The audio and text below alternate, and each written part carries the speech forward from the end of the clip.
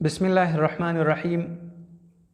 قدرمنو د انګلیسي د زده کړې مینوالو، په تیرو سبقانو کې د الفابیټس سبقان و چې په یوه کې ای بي سی وله او په دویمه کې بیا د هغو اوازونه ول. کیدای شي تاسو زده کړي وي، الله دې وکړي چې تاسو زده کړي وي. دا زموږ درسونه دوستانو سم زده کوئ. دا یو دای شکل لري لکه زنځیر. د زنځیر کومه کړۍ کش کېدلې وه، دا زنځیر بیا نشي سره پورې کېدلی، سره جلا وي. نو زموږ سبقان به دا رقم شکل پیدا کوي په راتلونکي کې.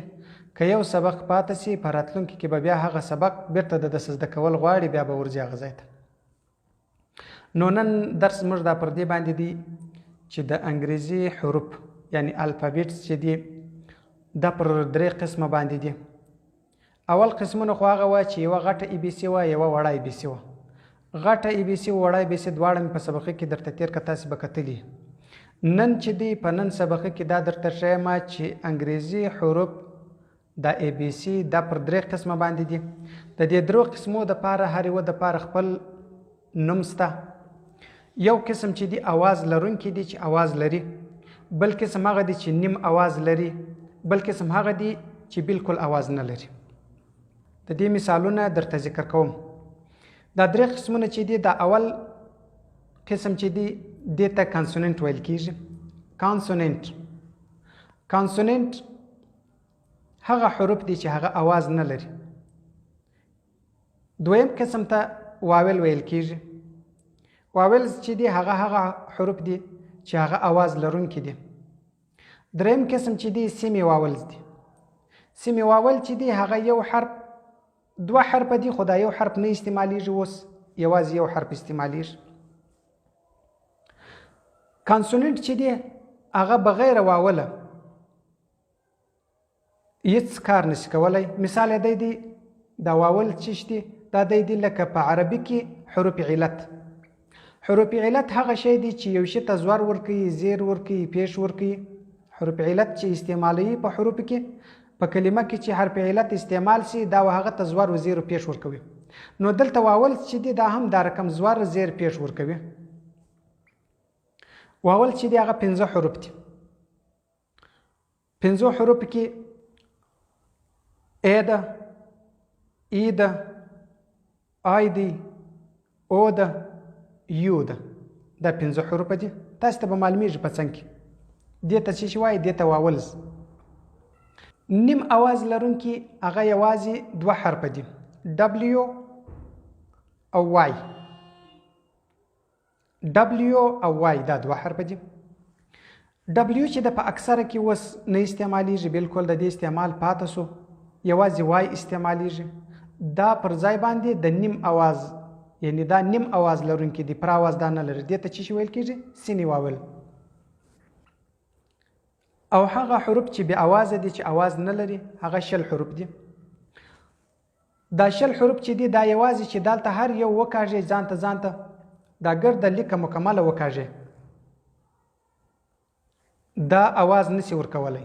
یوه کلمه نسی جوړېدی، یوه معنا نسی ورکولی، در څو پورې چې په دې باندې واول نه وي ګډ سوی. چې واول په ګډ سو بیا به دی معنا ورکړي. اوس مثال موږ یو حرف یو کلمه جوړوو، په کلمه کې اوس واول موږ نه استعمالوو، دا کلمه به موږ څنګه جوړوو؟ لکه پی ان. پی مې وکړله، ان مې وکړي. دا پی او ان دواړو ته وګورئ. پی ان دا پی ان یوه معنا نه ورکوي چې په دې باندې واول ګډ نه کې. واول راواخه په میان کې کښېږده، ای په میان کې کښېږده. پین وایي قلم ته. بغیر واوله دغه کانسوننټ کار نه وکړي. کانسوننټ 60 حروف دي، دا 60 حروف په هیڅ کار نه کوي در څو پر چې واول په دې ګډ سوی نه. بغیر واوله کانسوننټ اواز نسی پیدا کولی. لکه اوس بل درته وایم، لکه بی ایکس. بی ایکس چې دی دا معنا نه لري، دا بې معنا سو، ځکه دا کانسوننټ دی، بغیر واوله دی کار کولی نسی. اوس په میان کې زه دا او ورلګوم، او ته ګوره اوس چې جوړ سو باکس، صندوق، پیټۍ، بکس. دا په چا باندې دا معنا پیدا که دا یوازې په واول پیدا که واول دونه غټ کار کوي واول هغه شی دی چې ډیر ضروری شی دی بغیر واوله یوه کلمه کار نه کوي د انګریزي یو داسې قانوني ژبه ده چې په دې کې مکمل په هر ځای کې قانون استعمال شوی دی بغیر قانون یو ځای نه دی پاته یعنی په دغه هر لفظ په هر کلمه کې تا ته قانون درښیي چې په دا قانون باندې دی دا کار نه وکړي کانسونیټ ټول حروف یو کتار کښېږده مثال ټي بي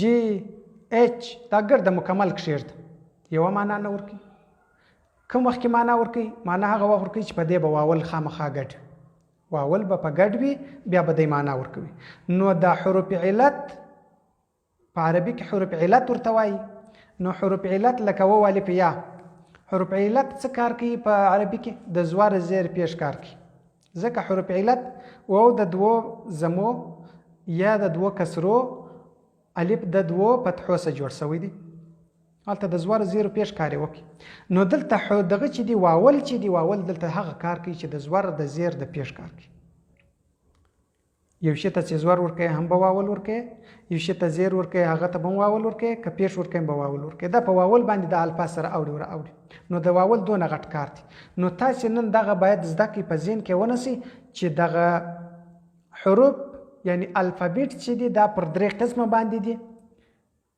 15 دانې واولز دي او 20 دانې کانسوننټ دي یو دانه سیمې واول دي سیمې واول هغه نیم اواز لرونکي هغه بیا په تاسو ته په استعمال کې راځي چې دا سیمې واول دي خپله تاسو په پوهېږئ چې سیمې واول راته استعمال شلو او پرا واولز دي یعنی پرا اواز لرونکي دي واول چې څه معنی اواز لرونکي واولز اواز لرونکي واولز اواز لرونکي کانسوننټ بغیر اوازه سایلنٹ بغیر اواز نه لرونکي دې ته ویل کېږي نو دغه نن سبقې کې که چیرې د چا سر نه و په خلاصوي موږ ته بیا بعضې ملګري په شخصي کې ما د میسجان کوي انشاءالله که موږ ورپارې غېدو جواب ورکوو بیا خو په آینده کې موږ ګروپانو مخان هم خلاصوو داسې ورځې به راځي چې د ګروپانو مخان خلاصوو خاص د دې دپاره چې د کوم ملګرو سبقان زده کړي وي یا کوم ملګري یو سوال ته ضرورت پیدا کوي هغه سوال کې وکړي یا کوم ملګري په کوم ځای کې پاته راغلی دی هغه وکړي یا کوم ملګري کوم خط لیکلی دی هغه خط راته ښکاره کړي چې نور ملګري ورته وګوري چې ګوره دا ملګري په ګروپانو کې دي دا خطونه لیکي دا کوشش کوي موږ هم باید کوشش وکړو نو زموږ د ټولو ستاسو هم دا غوښتنه کوم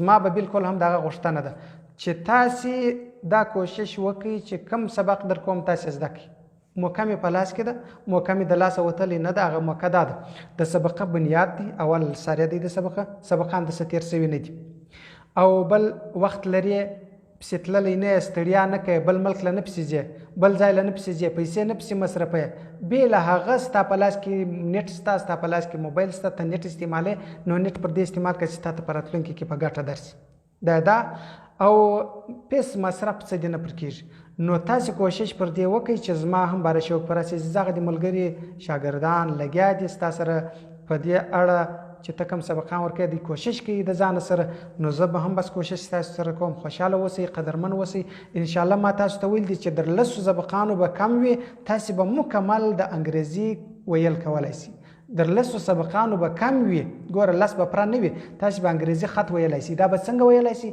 دا به یې داسې ویلی سي چې دا سبقان به تاسې ټول تعقیبوئ تاسې به یې زده کوئ ما درته ویل وختي کې چې مال زموږ سبقان یو د زنځیر غوندې کړۍ غوندې لکه زنځیر چې سره پوري دا کړۍ په دا بله کړۍ کې باندې دا بله په بله کې باندې داسې زنځیر دی که د یو سبق قضا کوي دا کړۍ دې وکړي نو زنځیر دې پر میان پرې کړي نو کوشش پر دې وکړه چې سبقان درڅه پاته نه سي او کوشش پر دې وکړه چې کم خط لیکل کېږي هغه درڅه پاته نه سي کتابچو دپاره زه درته وایم اوس په فلحاله دا الفابیت چې دی دا په یوه کتابچه کې لیکئ بیا وروسته زه تاسو ته الفاظ در کوم هغه دپاره به بیا تاسې تکرار کوئ چې تاسې خپل خط پر پوخ کړئ نو کوم ملګري چې خطونه پوښوي زموږ سره د تېر سبقانو خطونه زموږ سره شریک شوي دي ډېر ملګري چې کپاته ملګري دي چې در اوسه ای بي سي ویلې نه ده هغه هم انشاءالله ښه خطونه د دوی د استعداد موافق خطونه لیکلي دي ښه خطونه لیکلي دي نو کوشش وکړئ چې دا خواري مې عبس نه سي دغه موقع مې د لاسه ونه وځي